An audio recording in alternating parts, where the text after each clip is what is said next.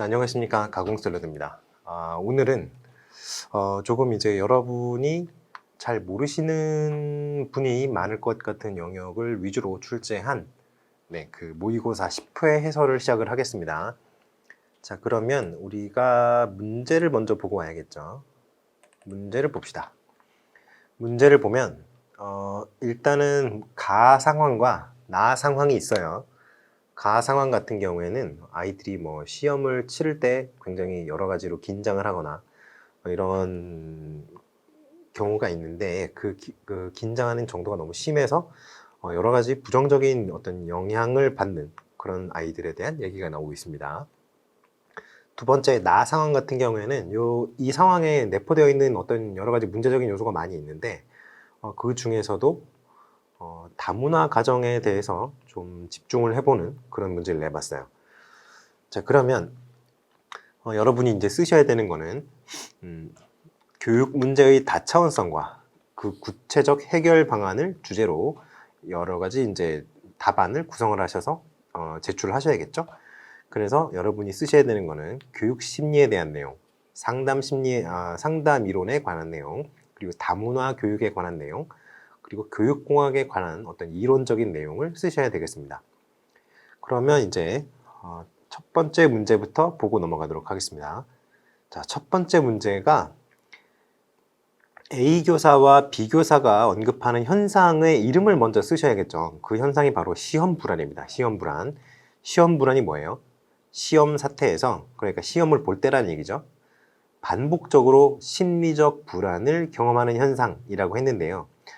사실은 이렇게 얘기를 한다면 조금 굉장히 점잖게 표현한 거라고 할 수 있습니다. 왜 그러냐면 어떤 사람이든 시험을 본다고 하면 긴장을 하게 마련이죠. 불안을 느끼게 마련입니다. 왜냐하면 시험 결과가 나쁜 거를 글쎄요, 그거를 즐겁게 받아들일 수 있는 사람이 있을까요? 당연히 어떤 심리적 불안 상태는 공부를 아주 잘하는 친구들도 대부분 느껴요. 그런데 여기서 시험 불안이라고 어떤 명칭을 붙일 정도로 이 문제가 된다라고 해서 명칭을 붙였잖아요.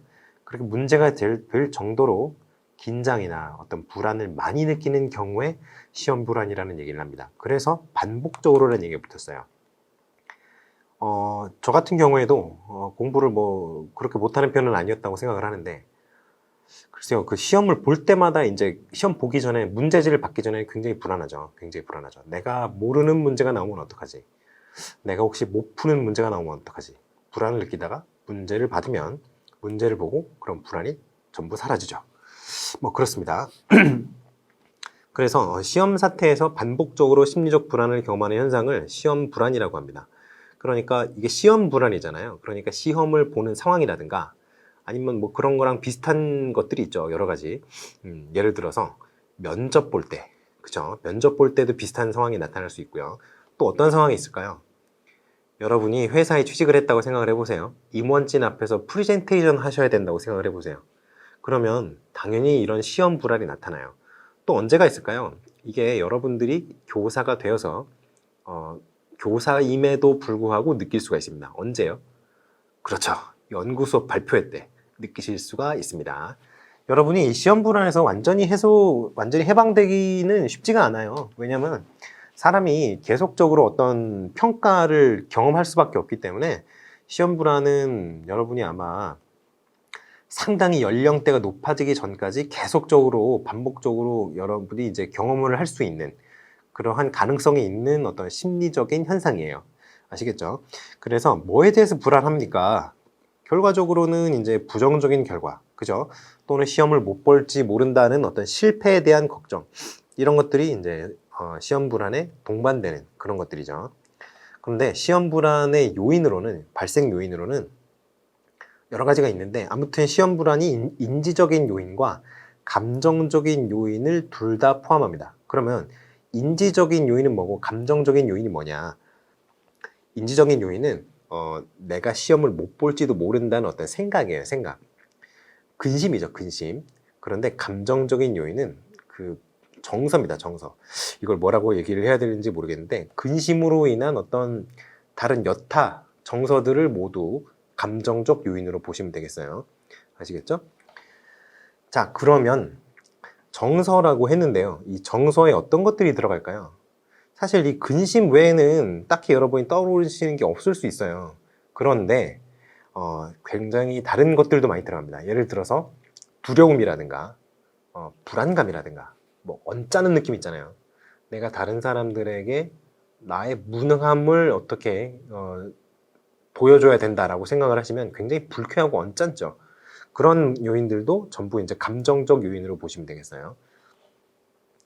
자, 그러면 이제 또 여러분이 쓰셔야 되는 것이 이제 시험 불안의 발생 원인을 쓰셔야 됩니다. 발생 원인은 이런 것들이 있어요.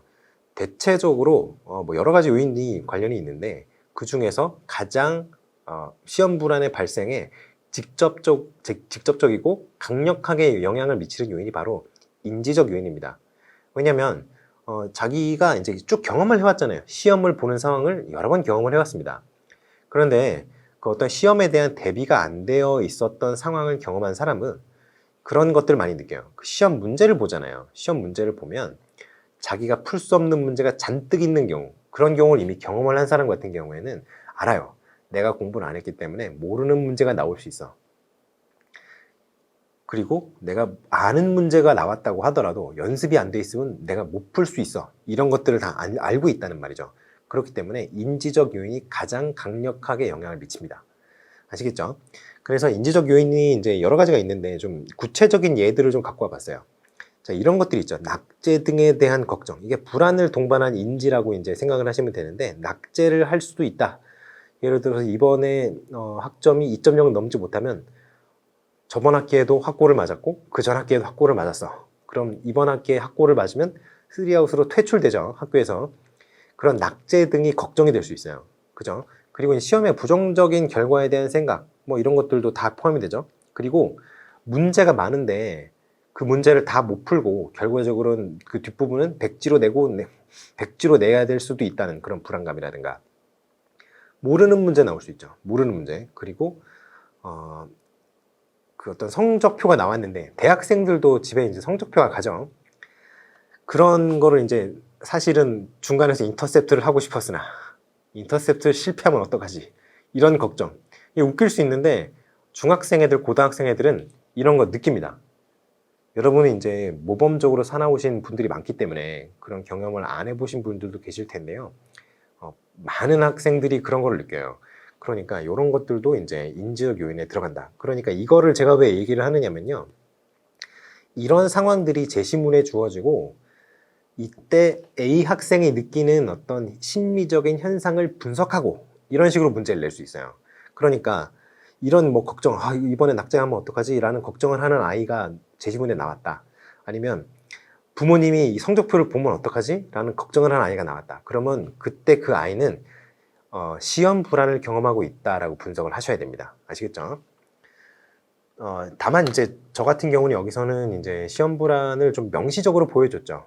그렇기 때문에 좀 고르는데 어렵지 않으셨겠지만 이런 구체적인 예가 제시문에 나왔을 때 그걸 시험 불안으로 받아들이고 이해하실 수 있어야 된다.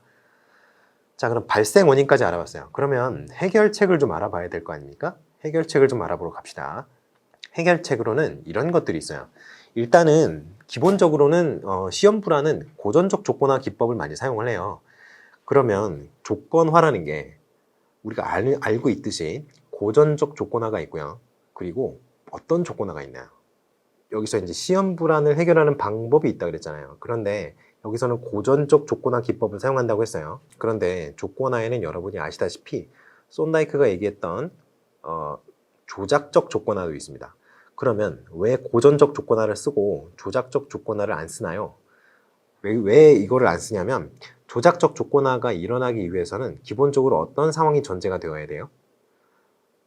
만족할 만한 결과가 우연적인 사건에 의해서 도출되어야 조작적 조건화가 시작이 되는 겁니다. 그런데 시험 같은 경우에는 일반적으로 이제 쪽지 시험 뭐 이런 것들도 있습니다만, 시험이라고 하면 가장 기본적인 시험이 어떤 거예요? 중간고사, 기말고사잖아요. 정례고사란 말이에요. 정기고사예요. 이것들은 이미 예전에 스케줄이 다 잡혀 있는 겁니다. 학기 초, 연초에 다 언제 시험을 본다라고 이미 예고가 되어 있고요. 예고를 그렇게 아주 일찍부터 안 하더라도 아이들은 알죠. 기말고사 본다는 거, 중간고사 본다는 거. 그렇기 때문에 시험 날짜가 다가오면 다가올수록 시험 불안에 좀 위험에 노출되어 있는 학생들이 점점 늘어나게 되죠. 그래서 이미 어느 정도 사전에 결정되어 있는 환경에 의해서 불안이 야기되는 거기 때문에 조작적 조건화가 아니라 고전적 조건화 기법을 사용을 해서 좀 해결을 많이 하는 편입니다. 물론 이제 조작적 조건화를 사용을 못하는 건 아니에요. 근데 일반적으로 고전적 조건화 기법을 사용한다는 거죠. 그래서 체계적 둔감법, 체계적 감감법, 뭐 체계적 이완법 이런 얘기를 하는데요. 이 체계적 둔감법을 많이 사용을 하고요. 이완법도 많이 사용을 합니다. 그리고 좀 근본적으로 바꿔보고 싶다라는 생각을 많이 하거든요. 이거는 이제 교사도 그렇고요. 학부모도 그렇고 아이도 그런 생각을 합니다. 왜냐하면 본인이 직접 경험을 하고 있으니까. 그러면 이런 경우에는 불안을 유발하는 인자가 시험 그 자체가 아니라 시험과 관련된 어떤 다른 상황일 수도 있어요. 그러니까 이런 것들이 어떠한 요인이 지금 시험 불안에 직접적 영향을 가장 크게 미치고 있는지 그런 걸 탐색을 하고요. 그런 탐색을 통해서 학습자의 변화를 모색하는 방법, 이런 것들을 생각을 해볼 수가 있죠. 자, 그리고 이제 기타, 이거는 대증적인 방법인데, 대증적인 거 아시죠? 증상에 대응하는 방법이라는 얘기예요. 그래서 이거는 뭐 원인을 완전히 해결하는 방법은 아닌데, 좀 증상이 나타나면 그 증상을 빠른 시일 내에 해결할 수 있는 그런 방법들이에요. 자, 그럼 어떤 게 있을까요? 시간 제한을 좀 완화시켜주는 방법이 있습니다. 예를 들어서 이제 수행평가라든가 발표라든가 뭐 여러 가지 있죠. 형성평가라든가 그런 것들. 그건 정기고사가 아니니까 좀 평가를 하시는 선생님이 좀 시간을 넉넉하게 줄 수가 있어요. 그런 경우에는 좀 시험 불안에서 완화될 수가 있죠. 해방될 수가 있어요. 왜냐면 이걸 대충 어떻게 푸는지는 아는데 정확하게는 잘 모르고 또 이제 뭐 그 문제를 해석하는 속도가 좀 느린 친구들도 있고요. 읽고 쓰는 능력이 좀 떨어져서 그 시간이 걸리는 친구들도 있고. 그런데 그런 친구들은 이제 시험 불안 느낄 확률이 좀 높죠. 일반적인 학생보다. 왜냐면 이제 느리니까. 그러니까 이제 시간 제한을 좀 완화시켜 줌으로써 시험 불안을 해결할 수 있는 방법이 있습니다. 자, 그러면 두 번째 볼까요? 이것도 이제 그렇죠. 난이도를 변경시키는 방법이 있고요. 내가 지금 공부를 해봤는데 너무 어려운 문제가 나왔어. 내가 공부한 거에 비해서. 그러면 당연히 시험 불안 느낄 수밖에 없죠. 왜냐면 이 선생님이 맨날 어려운 문제만 내니까. 그렇기 때문에 평가 문항의 난이도를 좀 조정을 해서 한 적절한 난이도라는 얘기를 많이 하잖아요. 그러니까 문항별 난이도는 좀 이제 0.3에서 0.7이 왔다 갔다 할 수 있는데 전체적인 평가 도구의 난이도는 뭐 0.5 정도가 적당하다, 이런 얘기를 많이 하죠. 그래서 평가 문항의 난이도를 좀 조절하는 방법이 하나 있고요. 그리고 순서를 바꾸는 방법이 하나 있습니다. 순서 바꾸는 거 이거 좀 의아해 하실 수 있어요. 그런데 여러분 막상 딱 다 수능 보셨죠? 수능 수리 영역을 본다고 해봅시다. 수리 영역이 4점짜리 문제가 제일 어려운 문제잖아요. 근데 맨 첫 장에 보면 이렇게 문제가 1번, 2번, 3번, 4번 있는데 여기다 2점짜리가 나오잖아요. 왜 그래요? 여러분이 2점짜리 문제를 풀면서 언어 영역 풀 때 그 언어 영역에 맞춰져 있던 머리를 수리 영역에 이제 좀 적응을 시키라, 이런 영역에서 예열을 할 수 있도록 준비 기간을 주는 겁니다. 2점짜리 문제를 풀면서. 그런데 2점짜리 문제가 나와야 되는데 예를 들어서 2011년 뭐 순위 몇 번이지, 31번인가 뭐 그 정답률 전체에서 뭐 8%가 나왔던 그런 문제가 있어요. 그런 문제를 갑자기 1번에 낸다. 이거는 그 시험 전체를 망치란 얘기죠. 그렇게 내면 안 됩니다. 문제를 배치하는데도 이론적으로 다 어떤 순서가 있어요. 앞부분은 쉽고 뒷부분은 어렵게, 그렇게 해서 그 문제를 푸는, 시험을 보는 그 피험자가 그 영역에 대한 평가에 점차 적응을 해 나가면서 자신의 역량을 충분히 발휘할 수 있도록 배치를 하는 것이 기본적인 원리입니다. 그런데 앞쪽에 문제를 어렵게 내면 안 되겠죠. 그러니까 어려운 문제는 뒤로 빼는 게 좋아요. 아시겠죠? 자, 세 번째, 사회적 비교, 시험 점수의 공개를 줄이기. 이게 요즘은 그런 경우가 좀 적습니다만 예전에 이제 제가 고등학교 중고등학교 다닐 때만 해도 복도에 1등에서부터 꼴등까지 성적표를 전체 학년 석차를 다 붙여놨어요. 이름이 싹 다 보이죠. 몇 학년 몇 반인지도. 굉장히 싫죠. 내 점수가 전 학생한테, 전교 학생한테 까발려진다는 거, 이게 얼마나 창피한 일입니까? 특히 남학생들 같은 경우에는 못 봤어, 시험 못 봤어, 뭐 그럴 수 있어요. 쪽팔리고 말죠. 근데 여학생들 같은 경우는 남학생들보다 그런 거에 조금 더 민감하죠.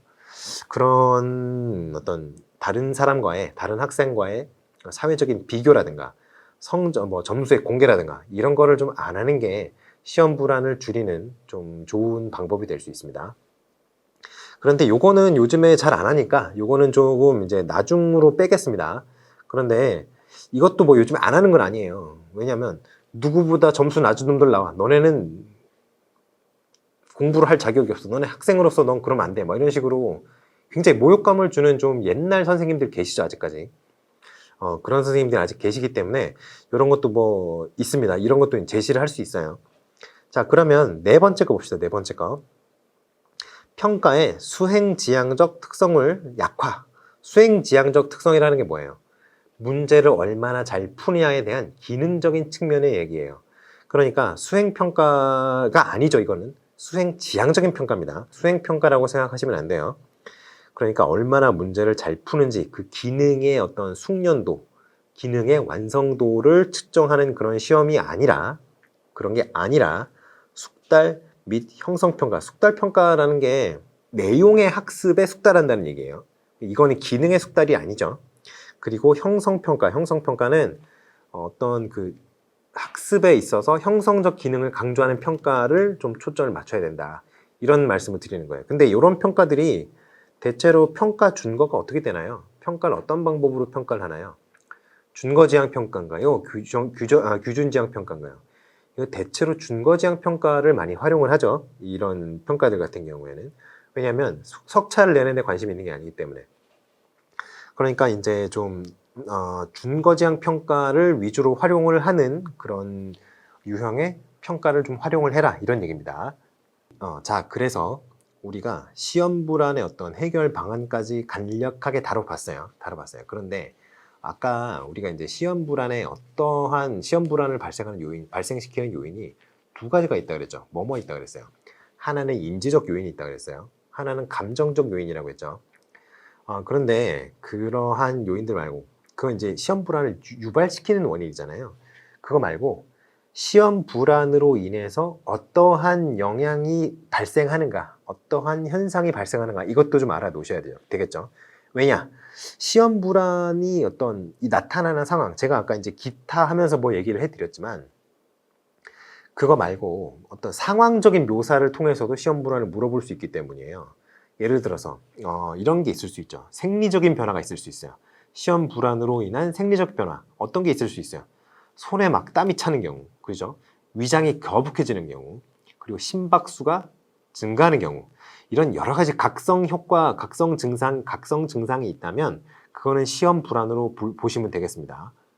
물론 그런 현상들이 아무 데서나 일어나는 게 시험 불안이 아니고요. 시험을 보는 상황에서, 아니면 평가를 받는 상황에서 그러한 모습이 나타나고 있더라라고 하면 시험 불안으로 해석하는 게 맞겠죠. 그리고 어떤 그 시험 불안에서 그 불안에 대한 행동적인 측면이 나타날 수 있어요. 그런 것들은 사람들이 이제 자신의 불안을 해소하기 위해서 취하는 방법들이에요. 어떤 게 있을 수 있을까요? 아주 많은 사람들이 이 행동을 하는데 어떤 게 있을까요? 다리 떠는 겁니다. 다리 떠는 거. 이게 왜 시험 불안을 나타내는가 하면은요. 다리를 떠는 거에 사람의 어떤 신경이 쓰일 수밖에 없어요. 아주 조금이지만 그 다리를 떠는 행동으로 해서 시험 불안을 경감시키고자 하는 그런 어떤 무의식적인 어떤 행위라고 보시면 되겠습니다. 또 뭐 있을까요? 이건 어릴 때 굉장히 많이 하는 건데 어떤 게 있을까요? 손톱 물어뜯는 겁니다. 손톱 물어뜯는 거, 다리 떠는 거, 이런 것들. 그리고 이건 약간 예외적인 케이스라고 해야 되나? 이건 좀 드문 케이스인데 눈을 좀 세게 질끈 깜빡 거리는 애들이 있어요. 이런 애들도 시험 불안을 느끼고 있는 거라고 보시면 되겠습니다. 아무튼 그 어떤 시험이나 평가의 상황에서 평소와 좀 다른 행동을 한다, 평소와 조금 다른 어떤 신체적인 변화가 생겼다. 이러면은 그걸 이제 시험 불안으로 다 간주를 하시면 되겠습니다. 그리고 시험 불안을 우리가 왜 얘기를 하는 걸까요? 시험 불안을. 시험 보는데 불안하면 안 되나요? 시험 보는데 불안을 느끼면 안 좋은가요? 라고 물어보시는 분이 있을 수 있어요. 그런데 제가 시험 불안이 어떤 거라고 얘기를 했어요. 반복적으로 일반적인 수준의 불안 수준보다 더 과하게, 강하게 일어나는 그런 심리적인 변화, 그리고 신체적인 변화를 시험 불안이라고 했잖아요. 그런데 이러한 시험 불안이 일어나면 학업 성적이 떨어질 수밖에 없습니다. 왜 그런지 가만히 생각을 해보시죠. 여러분, 작업기억 이론이 기억나십니까? 작업기억 이론. 작업기억 이론은 어떤 이론이에요? 우리가 갖고 있는 기억이 감각기억이 있고 작업기억이 있고 장기기억이 있다고 얘기를 하죠. 근데 작업기억은 어떤 공간이에요? 용량으로 한번 얘기를 해봅시다. 용량. 작업기억은 용량이 무한대인가요? 아니면 한정되어 있나요? 그렇죠. 이게 새로운 어떤 지각이론 같은 경우에, 새로운 지능이론 같은 경우에는, 그리고 정보처리 이론 같은 경우에는 인간의 작동기억, 작업기억, 이거는 용량이 한정되어 있다고 얘기를 합니다. 물론 개인차는 있습니다만 그래도 어떤 인간의 한계를 벗어나는 경우는 없어요. 거의 없다고 보시면 됩니다. 그렇기 때문에 작업기억은 용량이 한정되어 있다. 주로 이제 항목 같은 게, 시각적인 항목 같은 경우에는 사람이 한 7개에서 한 9개, 뭐 5개에서 9개, 사람마다 7 플러스 마이너스 2죠. 그 정도 기억한다고 하고요. 향기나 청각 이런 것들은 3에서 이제 플러스 마이너스 1 정도 이제 기억을 한다고 합니다. 미각 같은 것도 그렇고요. 그렇기 때문에 이게 작동기억의 어떤 기억할 수 있는 용량, 기억할 수 있는 용량이라고 하기보다는 작동기억이니까 처리할 수 있는 용량이라고 합시다. 처리할 수 있는, 동시에 처리할 수 있는 용량에 한계가 있어요. 한계가. 그런데 시험 불안은 어떤 것이 가장 큰 영향을 미친다고 했죠? 인지적 요인이에요. 인지적 요인. 인지적 요인이라는 거는 그 사람이 인지적으로, 그 사람의 뇌가 실제로 그 어떤 생각을 하기 위해서 사용이 되고 있다는 얘기예요.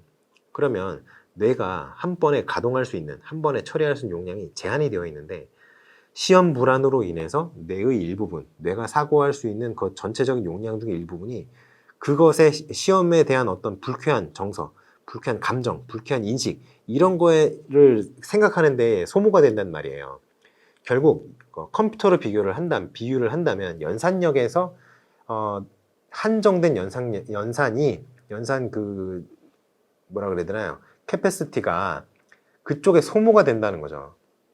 그러면 그 문제를 해결하기 위해서 모든 어떤 인지적인 용량을 사용해도 부족할 수도 있는데, 심지어 그런 쓸데없는 걱정을 하느라고 연산을 못 한단 말이에요. 뇌가 일을 못 해요. 왜냐하면 그 뇌 한 구석에 그 걱정, 시험에 대한 걱정, 불안, 이런 것들, 그런 것들이 항상 자리 잡고 있으니까. 그러면 처리할 수 있는 용량 자체가 기본적으로 줄어들 수밖에 없잖아요. 그러면 어떻게 되겠어요? 시험을 잘 보겠어요? 못 보겠어요? 당연히 못 보죠. 그러한 어떤 점을 좀 생각을 해보셔야 됩니다. 그러한 점을 조금 생각을 해보셔야 됩니다. 그래서 시험 불안 느끼는 학생 같은 경우에는 일반적으로 학업 성취가 좀 떨어집니다. 이거는 뭐 어쩔 수가 없어요. 자, 그러면 다음 거를 한번 보도록 하겠습니다. 2번 문제는 해결 중심 단기 상담에 대해서 물어봤어요. 해결 중심 단기 상담. 그냥 단기 상담이라고도 하고요. 해결 중심 상담이라고도 합니다. 그러니까 이건 명칭이 약간씩 다르게 해석이 될 수 있는데, 아무튼 단기 상담이라는 걸 생각을 하셔야 돼요. 왜 단기 상담이냐고 하면, 어떤 그 전에 이제 인간 중심 상담 이런 거 있잖아요. 로저스가 얘기했던 그런 것들은 좀 상담 기간이 오래 걸리더라도, 오랜 시간이 소요되더라도 어떤 원인적인 근본적인 치료를 하겠다, 이런 것이 이제 상담의 목표였어요. 그래서 상담을 통해서 전인으로 완성시켜가는 게 목적이었단 말이죠. 그런데 해결 중심 단기 상담은 그렇지 않습니다. 그렇지 않고요.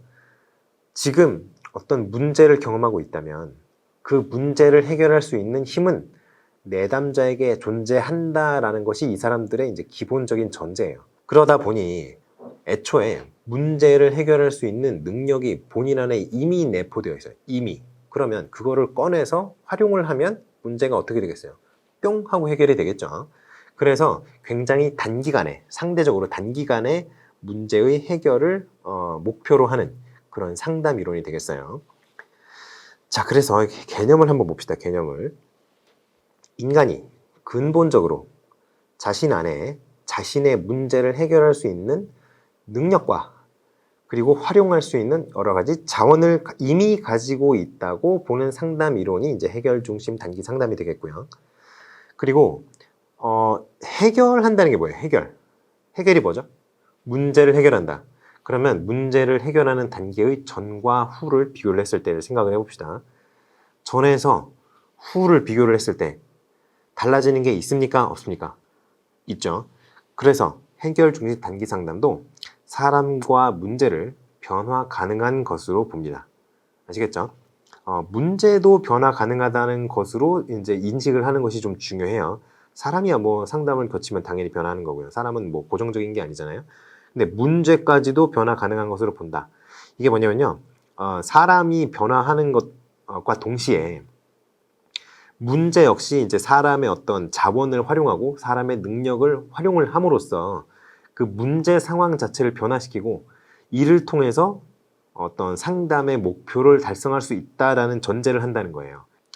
자, 그래서 내담자로 하여금 내담자의 안에 이미 내포되어 있는 그러나 내담자 이제까지 인식하지 못했던 그런 자원들을 개발하고 내담자가 어떤 스트레스를 경험하고 있는 그 상황, 이 문제 상황이죠. 문제 상황이 예외 상황임을 알게 하는 거예요. 예외 상황임을. 왜냐면요. 이게 개념을 잘 이해를 못 하시더라고요. 문제 상황이 예외 상황이라는 걸 이해를 잘 못 하세요. 왜냐면 문제 상황 같은 경우에는 이게 왜 예외 상황이냐면 문제 상황 같은 경우에는 그 문제가 발생하기 전에는 어땠어요? 일상적 상황이었죠. 아무런 문제가 없는 일상적 상황이었어요. 그런데 그러한 일상적 상황에서 어떤 돌발적인 어떤 상황이 나타난 거죠. 일상적인 상황에 돌발적인 상황이 추가가 된 겁니다. 그렇기 때문에 문제 상황을 예외 상황이라고 예외 사항이라고 얘기를 하는 거예요. 그런데 이제 이미 예외 속에 존재하는 것, 이게 바로 문제예요. 이게 그 해결을 이제 목표로 한다. 이런 게 이제 해결 중심 단기 상담의 어떤 개념이죠. 자, 그래서 이제 해결 중심 단기 상담의 어떤 개념과 특성 같은 거를 간단하게 알아봤는데요. 이제는 왕따 문제를 해결할 수 있는 구체적 방안 같은 거를 좀 알아봐야겠죠. 그거를 이제 쓰셔야 되니까. 자, 그럼 왕따 문제의 구체적 해결 방안을 한번 얘기를 해봅시다.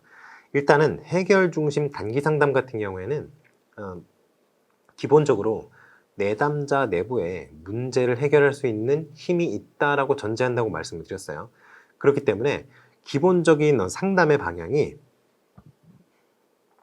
내담자 본인의 어떤 변화를 가지고 문제를 해결하도록, 문제를 스스로 해결하도록 조력을 합니다.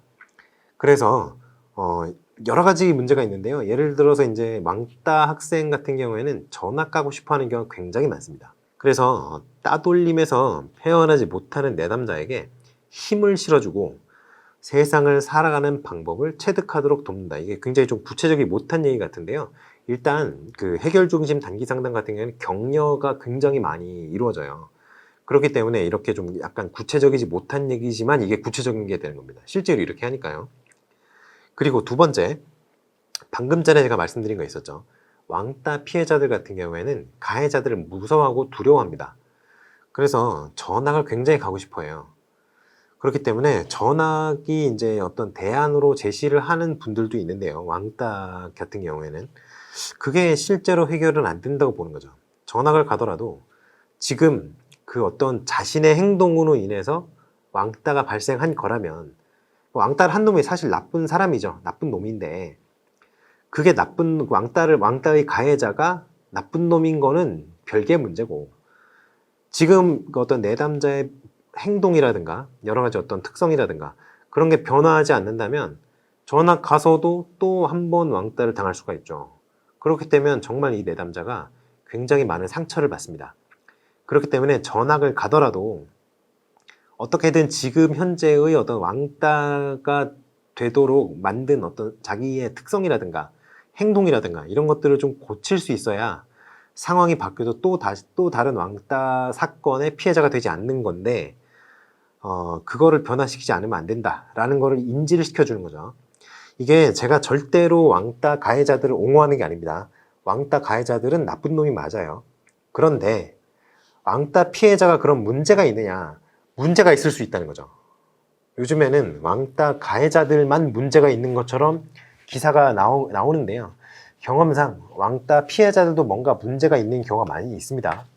그거는 부인할 수 없어요. 근데 물론 왕따 피해자들이 그런 행동을 하는 게 나쁜 거는 아니에요. 나쁜 거는 아닌데, 다만 다른 애들이 이제 그 왕따 피해자들의 어떤 특성을 보고 행동을 보고 싫어할 수 있는 거는 있죠. 예를 들어서 잘 씻지 않아서 냄새가 난다든가 이런 경우에 왕따가 될 수 있어요. 실제로 그렇습니다. 그러니까 이런 행동들을 고칠 수 있어야 왕따를 또 당하는 일을 미연에 방지할 수 있다는 거예요. 아시겠죠? 그리고 주체적 판단과 결단을 내림으로써, 이 왕따 피해자들 같은 경우에는 굉장히 수동적입니다. 왜냐하면 다른 이들이 자신을 공격하지 않을까 항상 움츠려 들어 있어요. 아시겠죠? 그런데 그런 경우에는 주체적으로 판단을 하지 못해요. 너 레벨 내일 10까지 올려와. 핸드폰 게임 같은 경우에 얘는 그 게임을 안 해요. 그런데 레벨 10까지 올려오라고 강제로 시키는 거예요. 학교 폭력이죠. 왕따의 정도를 벗어나서. 그리고 결단, 내가 안 할 거야 라는 결단을 보여주는 거예요. 이게 굉장히 어렵습니다. 굉장히. 왕따 가해자들이 혼자 왕따를 시키는 게 아니에요. 다수가 한 명을 왕따시키는 거잖아요. 그럼 이 수의 힘이 무섭단 말이죠. 그렇기 때문에 어떤 그런 불합리한, 자신에게 불리한 어떤 상황에 결단을 내릴 수가 없는 경우가 많아요. 왜냐하면 수의 힘에 압도되기 때문에요. 개인은. 그런데 그런 상황에서 결단을 내리고 자신의 주체성을 가지고 문제를 해결하기 위한 결단을 내릴 수 있을 때 왕따 문제가 비로소 해결이 될 수 있다라는 거죠. 그래서 이러한 행동과 모습을 보여줌으로써 아이들이 저 친구를 왕따를 하는 것은 쉽지 않겠다라는 그런 느낌을 받도록 해서 상황을 전체를 변화시키도록 유도를 하는 겁니다. 아시겠죠? 이게 굉장히 구체적이지 못한 방법 같은데 어떻게 보면 굉장히 궁극적이면서 원인 해결적이면서 동시에 굉장히 구체적인 방법이에요. 그러니까 이런 것들은 좀 알아두시면 좋겠다, 이런 생각을 해봅니다. 자, 그러면 해결 중심 단기 상담, 그 SFBC라고 많이 하잖아요. 그러면 이 해결 중심 단기 상담과 관련된 여러 가지 얘기를 조금 더 해볼까 해요. 자, 일단 개념 정도는 우리가 이제 짚고 넘어갔죠. 그리고 왕따 문제를 해결하는 구체적 방법도 이제 우리가 짚고 넘어갔는데, 해결 중심 단기 상담의 전체적인 특성이라든가 이런 것들은 우리가 아직 얘기를 안 했죠. 그거를 좀 살펴보도록 합시다. 자, 그러면 해결 중심 단기 상담의 어떤 기본 가정이 뭔지부터 한번 생각을 해봅시다. 일단 해결 중심 단기 상담이 뭐 역사가 있어요. 뭐 밀턴 에릭슨이라든가 이런 어떤 심리 치료자들 뭐 그런 거 있죠. 우리 이제 그 심리 치료하는 거 있잖아요. 최면 치료 뭐 이런 거 있어요. 최면 치료 보면 이렇게 뭐 가운데서 괴종식 같은 거 흔들다가 레드선 뭐 이런 거 하죠. 그런 게 뭐냐면요, 트랜스 상태라고 해요. 그게 변성 의식이라고 하는 겁니다. 변성 의식. 그런데 그 상태로 접어들게 기술적으로 그렇게 만든 다음에 어떤 그 최면을 통해서 그 사람이 가지고 있는 어떤 그 여러 가지 심적인 억압이라든가 이런 걸 분석해내는 기법이 실제로 있는데, 이 밀턴 에릭슨 같은 경우에는 그 최면 상태, 트랜스 상태에 들어간 어떤 사람을 대상으로 한 어떤 심리 치료를 한 게 아니라 실제로 이제 깨어 있는데 그 트랜스 상태와 비슷하게 어떻게 만들어서 의식적 변성 의식이라고 해요. 이거를 웨이큰 트랜스라고 해요. 근데 이 웨이큰 트랜스 상태를 적극적으로 이용해서 심리 치료를 합니다. 그래서 이 사람의 어떤 심리 치료 이론이 나중에 신경 언어 프로그램이라는 걸로 발전을 해요. 그런데 이거는 사실은 임용교육학에서는 물어보기가 쉽지 않죠. 상담 선생님들 전공에서는 물어볼 수 있습니다. 왜냐하면 이게 상당히 파워풀한 도구이기 때문에 그래요. 물론 일반적으로는 그냥 트랜스 상태를 쓰는 게 훨씬 더 강력합니다만 그렇게 하려면 준비가 번거롭죠. 그러니까 상담자가 기술만 좋다면 웨이큰 트랜스를 이용해서 굉장히 강력하게 이제 상담을 진행할 수 있다. 뭐 이런 게 있죠.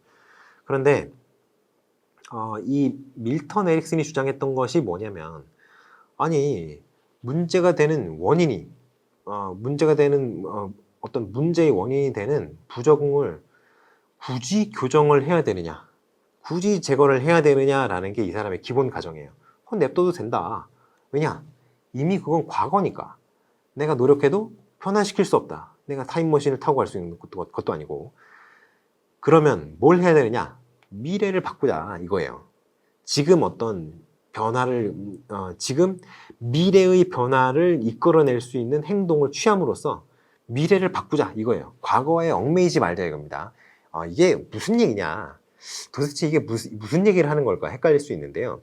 이런 경우가 있습니다. 여러분 과거에 여러분이 좀 웃긴 얘기를 했다거나 남들한테 비웃음을 살 만한 얘기를 했다거나 가끔 이불킥 한다고 하죠. 생각나면 그런 거 하지 말라는 겁니다. 아시겠죠?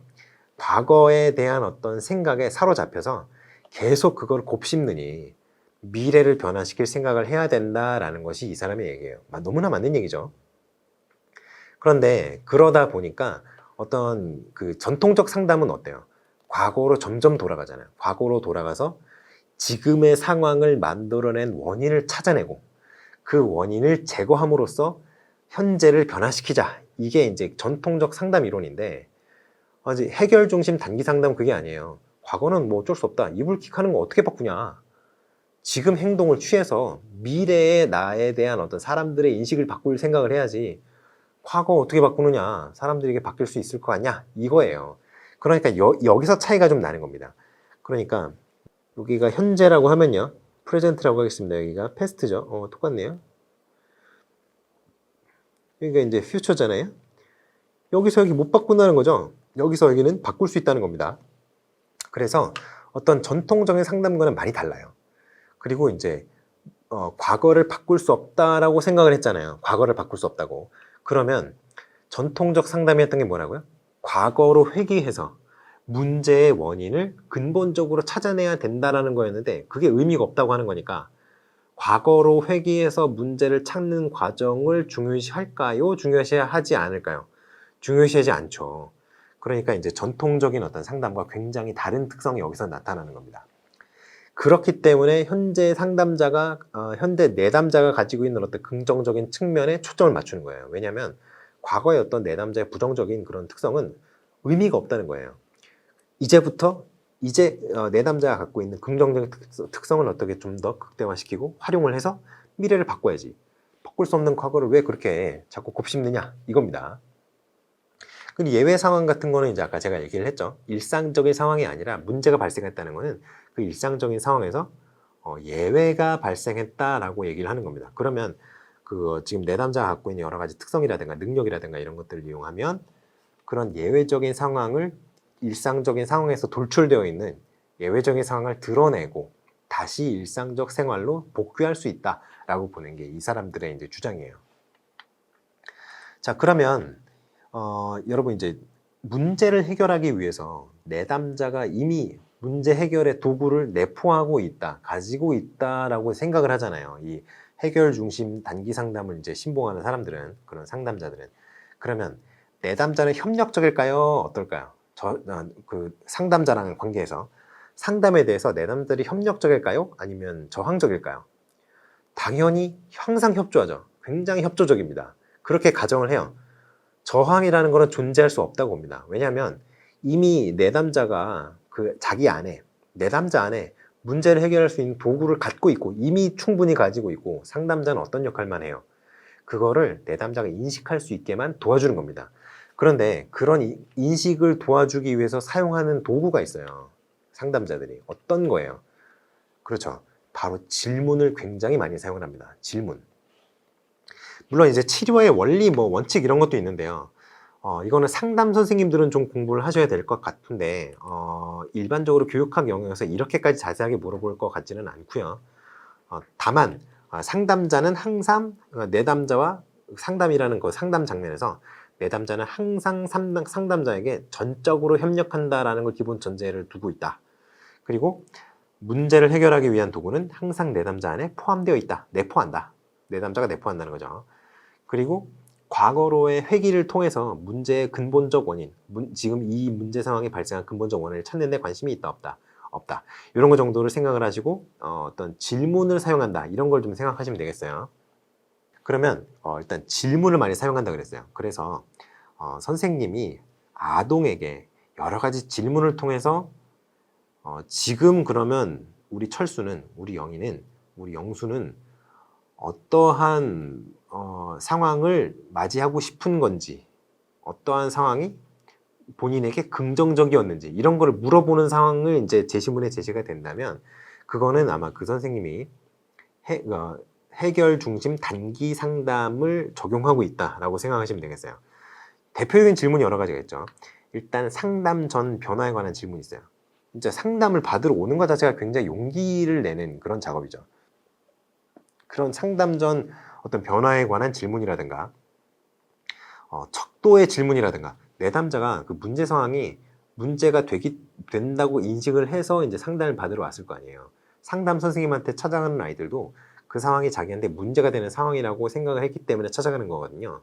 그러면 그게 어떤 그 아이가 생각했을 때 1에서 10으로 나눴을 때 뭐 얼마 정도의 강도로 문제가 있는 거지 이런 것들을 좀 파악하는 것이 의미가 있을 수 있습니다. 왜냐하면 그 숫자가 낮아지면 낮아질수록 그 상담의 어떤 성공적인 완수에 대한 의지가 강하게 되는데 이게 몇 단계인지 아이가 스스로 정하게 하는 거예요. 그러니까 여기서는 이제 내담자죠. 그러면 상황이 변했으면은 자신의 노력을 통해서 6단계에서 5단계로 낮아졌다. 이런 식으로 인식을 하게 되면은 이렇게 변했네? 그럼 더 열심히 노력해 볼까? 이런 마음가짐이 될 수 있거든요. 그러니까 이 척도를 만드는 질문이 굉장히 중요해요. 그리고 여러 가지 있죠. 뭐 대처 질문이라든가 관계성 질문이라든가 여러 가지 아주 질문들을 많이 사용을 하는데 자세한 내용은 여러분들이 제 블로그에서 좀 찾아보시고 질문을 많이 사용한다. 이 특성을 좀 기억을 하셨으면 좋겠습니다. 상담 선생님들은 좀 내용도 좀 아시는 게 좋아요. 여러분들은 전공자니까. 자, 그러면 해결 중심 단기 상담에 대한 어떤 전반적인 얘기는 여기까지 하고 이제 다음 문제로 넘어가 보도록 하겠습니다.